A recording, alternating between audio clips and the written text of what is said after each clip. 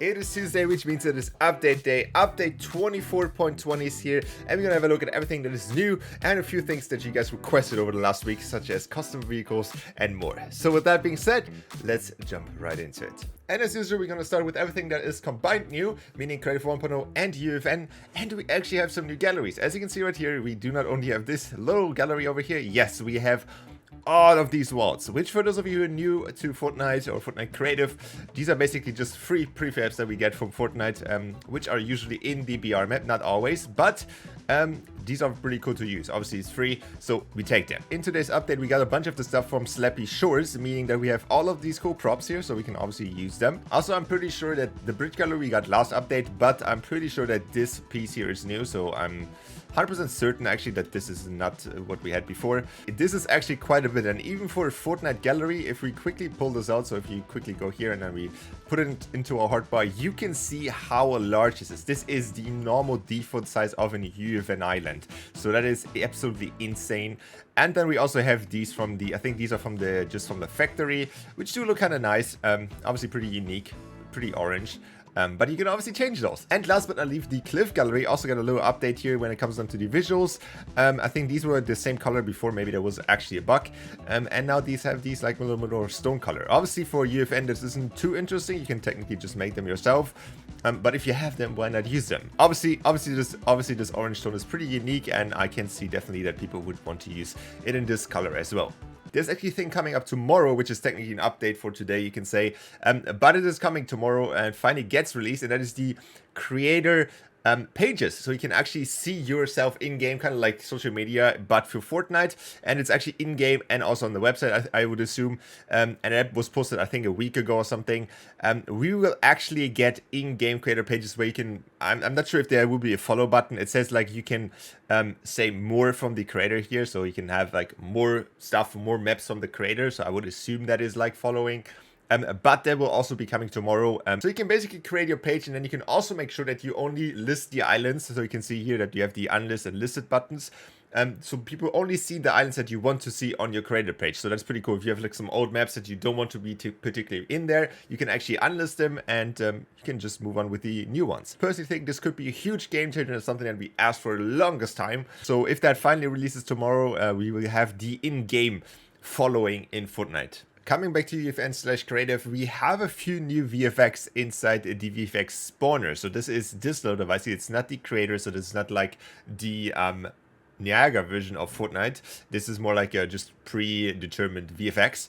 And we do have, and I think these are also from the Kid Leroy stuff, some music notes which you can spawn in. So you can see here that if we go here, you have these 5 new music notes which you can spawn in, which do look pretty cool if you want to create a music map. However, these are not super customizable, but if you have access to UFN, you can obviously just create your own stuff in Niagara as well. The styles for the barrier device are officially now in the game, so you basically get a few new materials for this barrier here, which is just a blocking device, you can say.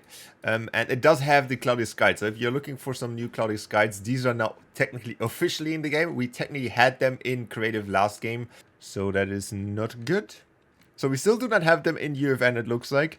I cannot find them, and it doesn't look like we have them here. So what? Barrier Sky and Noon. So if we click on this, it doesn't open up anywhere. That is not a good sign.